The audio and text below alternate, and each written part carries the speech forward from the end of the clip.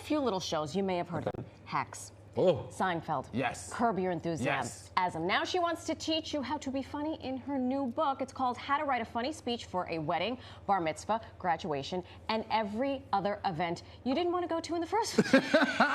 Please welcome comedian, writer, and producer, Carol Leifer.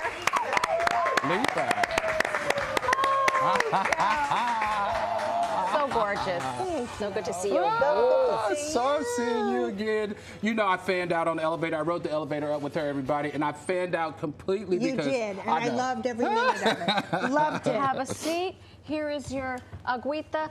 You got to sit over there. Oh, I got to babe. sit. Oh, okay. This is all new to all of us, including myself. Really? Well, you know. I like it when she tells me what to do, though. You're the first stop on my book tour, so this is great. Awesome. Yay! Awesome. So you've written for a few shows that no one's ever heard of. Such as? Right, Hacks, Curb Your Enthusiasm. Seinfeld, which plays on PIX. Sheesh. Yes, I love it. Residuals. I have a son going to college. I need it. Real quick, I was on a show, Manifest. I had like one line. Every now and again, I will get a residual check. I don't care if it's for $1.20. You get excited. They replayed it in Japan. I'm like, I love the Japanese. I love them. Of course, you gotta love it. Oh my gosh. Yes. Okay, so as a comedian, as a writer, apparently you were being asked by friends to help write speeches for Yes.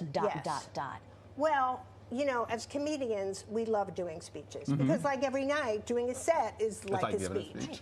But you see, most people's greatest fear is talking in front of large groups of people. Most comedians' greatest fear is not talking in front of large groups of people. That makes sense. Yes. So, you know, I sat down with my co-author, and we were saying we'd seen so many horrific speeches at weddings and events that we thought, it's not that hard. Right. There are steps, and we walk you through every single step to write a good speech, a funny speech. Oh, you know, I shared with you earlier that I'm a professor at Bowie State University and that I teach public speaking. It's one of the classes I teach. Can you please tell me what's the biggest mistake people make when writing a speech? And students, you better be paying attention. That's right. Going too long.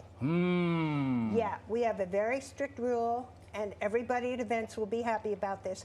5 minutes and under.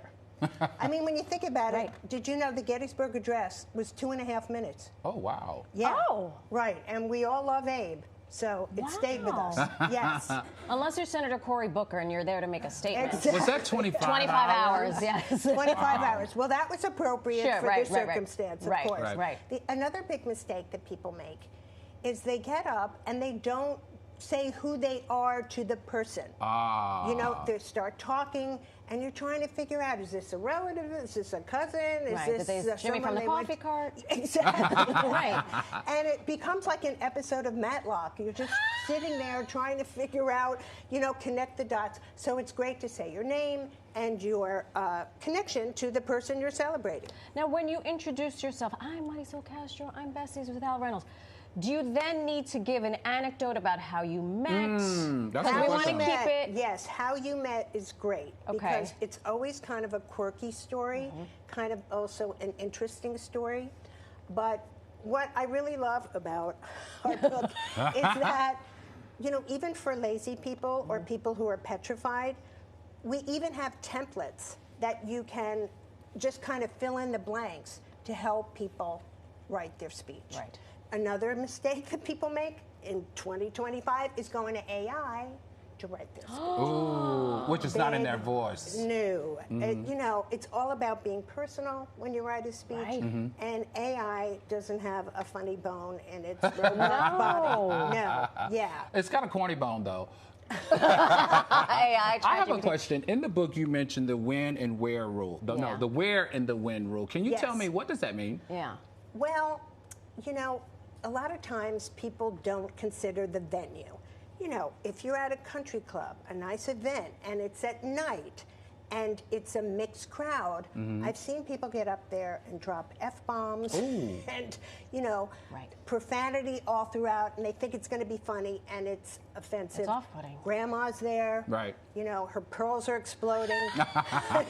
You know, kids running around.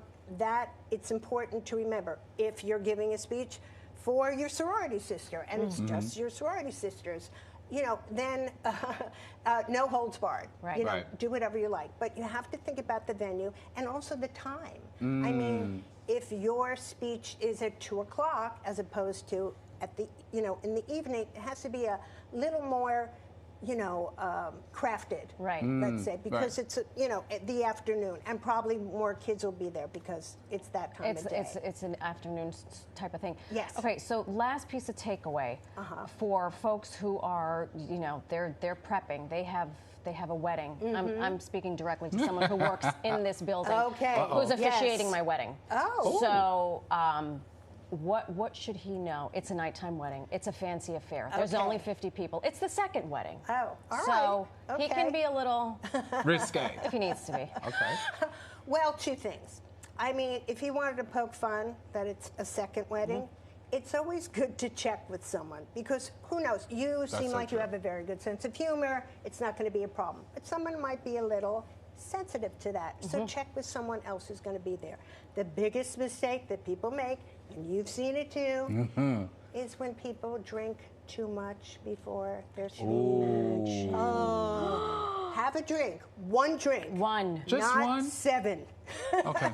2. No, Al. No. 2. 1. One. I know Keep you're it. tall. Yeah. All right. Just Loosen one. up. I am one, 200 But then pounds. people feel like, oh, hey, I'm feeling good. I'll have 8 more. No. Okay. No. Keep it to 1. Okay. Just to take the edge off, but Yes, not enough that yes. people are like, until the speech becomes the star of the wedding instead Right, of the wedding right. itself.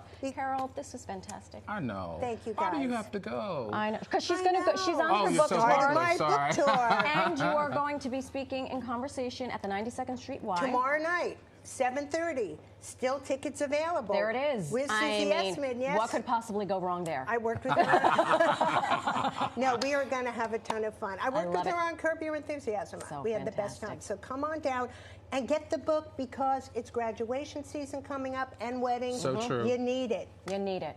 Yes. You And need it's it. #1 on Amazon in public speaking. Oh, Congratulations. congratulations. And then you should go be a guest Oh, speaker. be a guest speaker at my university. I would love that. And Let me you're know in when you Los guys are doing it, Angeles? and I'll come in. Oh, you'll come too? I will come. I'll be a fly on the wall. Is this Christmas? It is. It's Christmas, it's Hanukkah, it's all of the things. We have so much more coming up on New York Living.